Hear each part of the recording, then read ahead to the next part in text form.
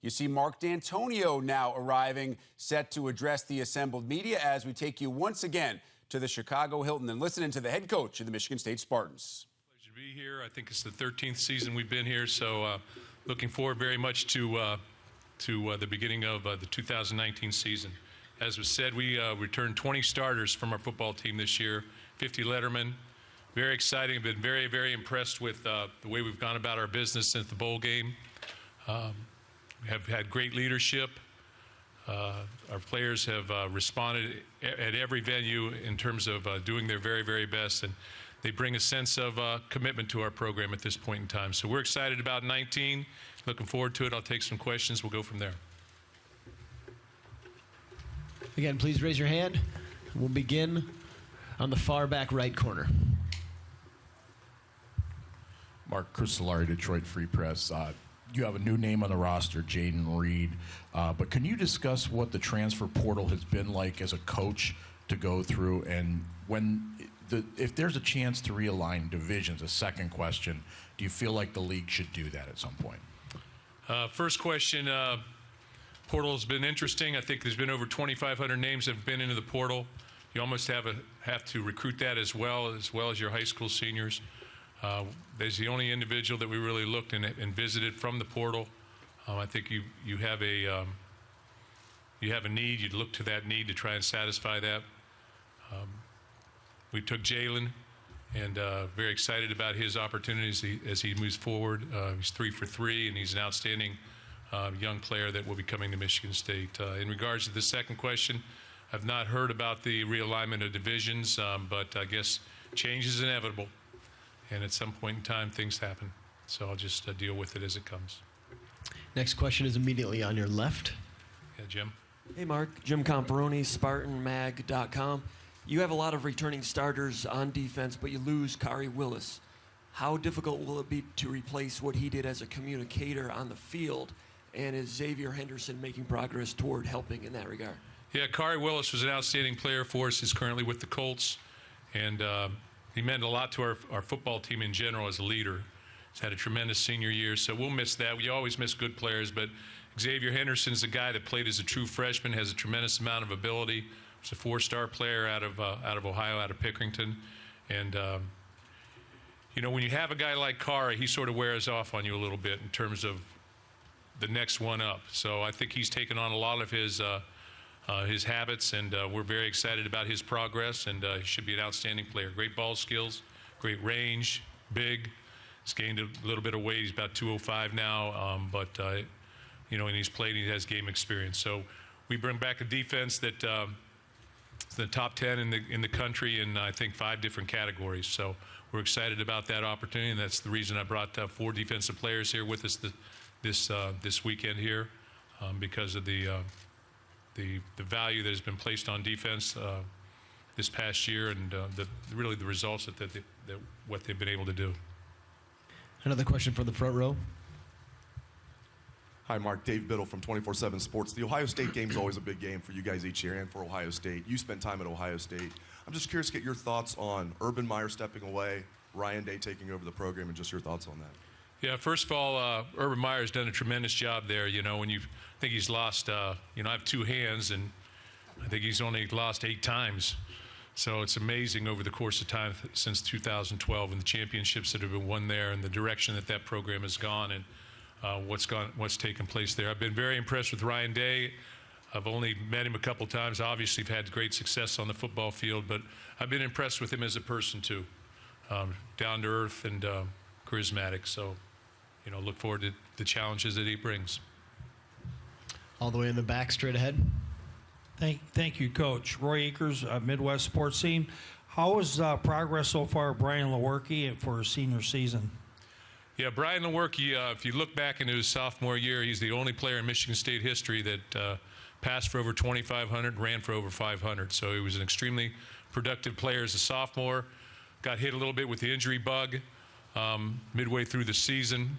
But I think his confidence is back. He certainly is back and healthy. He's bigger and stronger. He's faster. And he comes into his senior year with a tremendous amount of game experience. With that being said, Rocky Lombardi, our other quarterback who played a little bit, in and out this past year and started some games, is also back, and he'll be a redshirt sophomore, so he brings another sense of experience as well, which is a good option as well. So they'll compete to some degree, but right now Brian is their #1 quarterback, and I expect great things from him, and I expect him to return to his sophomore status, and very exciting to watch him play. Let's go right up the middle on the right. Yeah, Hondo Carpenter of Spartan Nation. Hi, Mark. Can you talk about Jim Bowman's impact, what you've seen in that offensive lineman room, please? Yeah, you know, Jim Bowman is a longtime offensive line coach, and we restructured our offensive staff. We basically have put everybody back to their positions of expertise. And when we were able to hire Coach Bowman in 2013, he had immediate impact. He's coached, I think 44 is the acting number of professional football players in the offensive line.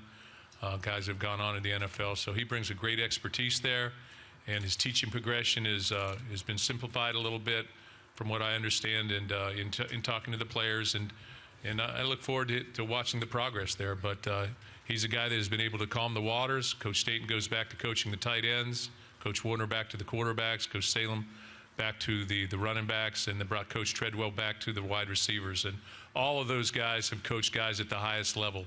They've all had tremendous success at those positions, and we're looking forward to that production. All the way back in the middle.